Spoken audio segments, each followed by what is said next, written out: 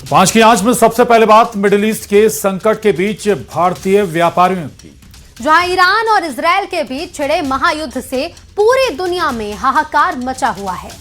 मिसाइलों की गड़गड़ाहट के वैश्विक बाजार की कमर तोड़ दी है और विदेशों में एलपीजी यानी गैस के लिए हाहाकार मचा हुआ है।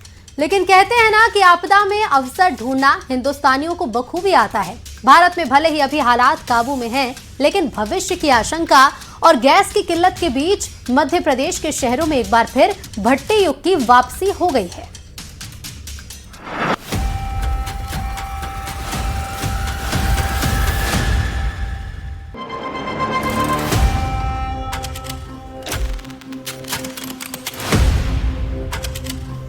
ईरान इजरायल के बीच में महायुद्ध जारी है। पूरी दुनिया में महायुद्ध से हाहाकार मची हुई है।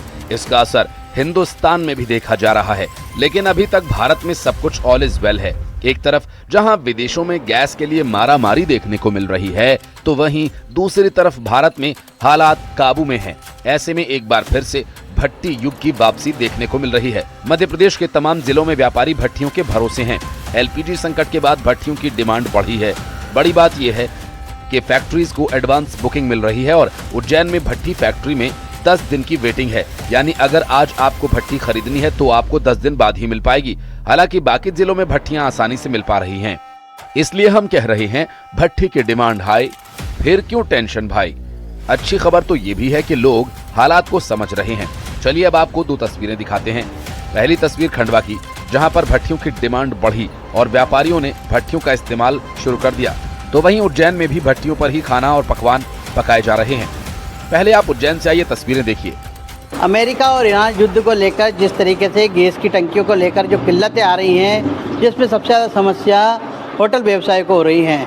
अब ऐसे में उनको दुकान चलाना और होटल संचालित करने में दिक्कतें आ रही हैं। तो अब गैस की टंकी नहीं मिलने से होटल संचालक जो हैं वो डीजल भट्टी और लकड़ी की भट्टी और घरेलू लोग जो हैं वो इंडक्शन पर जा रहे हैं। इस वक्त देख सकते हैं ये आगर रोड उद्योगपुरी है, यहाँ पर डायमंड फैक्ट्री है। यहाँ रोजाना जो है भट्टियों का निर्माण कार्य जारी है, क्योंकि जिस तरीके से जो अचानक गैस की जो किल्लत आई है, जिसके बाद जो होटल व्यवसाय हैं उनका रुझान जो है एकदम डीजल भट्टी और लकड़ी की भट्टी की तरफ बढ़ा है। तो यहाँ पर प्रोडक्शन भी बढ़ा है। इधर खंडवा में भी कुछ ऐसी ही तस्वीरें देखने को मिल रही हैं। ऐसे में विकल्प तलाशे जा रहे हैं और वो क्या विकल्प है वो हम आपको दिखाएंगे। आज हम एक होटल पर पहुंचे हैं।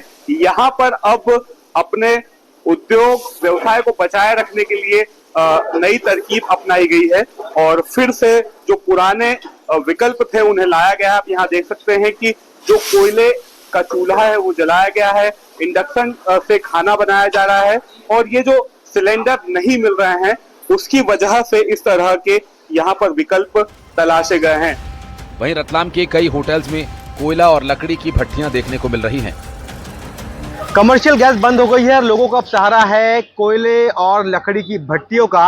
अभी हम खड़े हैं रतलाम के सबसे ज्यादा व्यस्त कहे जाने वाले स्टेशन रोड इलाके में। यहाँ पे कई दुकानें बंद हो गई है, कई भोजनालय बंद हो गए और जो भोजनालय चल रहे हैं उन्हें साथ है कोयले की और लकड़ी की भट्टियों का। और ये देखिए, यहाँ पर कोयले की भट्टी पर खाना बन रहा है। कोयले की भट्टी पे ही यहाँ पे रोटी बनाई जाएगी और जो पास में लकड़ी की भट्टी है उसके ऊपर जो है यहाँ पे सब्जियां तैयार की जा रही है।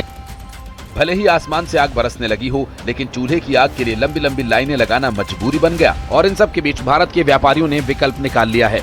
अब होटल रेस्टोरेंट संचालकों ने भट्टियों के सहारे अपना कारोबार करना शुरू कर दिया है। Bureau report, news 18। और इधर असम से पीएम मोदी ने कांग्रेस पर बड़ा हमला किया है। तेल और गैस को लेकर पीएम मोदी ने कांग्रेस पर देश में पैनिक क्रिएट करने का आरोप लगाया। पीएम ने कहा कि कांग्रेस चाहती है कि देश में पैनिक क्रिएट हो और कांग्रेस ने झूठे रील बनाने की इंडस्ट्री खोल रखी है। पीएम मोदी ने कहा कि कांग्रेस देश के दुश्मनों की कठपुतली बनती जा रही है। हमारा प्रयास है कि देश के नागरिकों पर युद्ध का कम से कम प्रभाव पड़े। इस समय कांग्रेस से उम्मीद थी कि वो एक जिम्मेदार राजनीतिक दल की भूमिका निभाए, लेकिन कांग्रेस देश हित के इस महत्वपूर्ण काम में भी फिर एक बार फेल हो गई।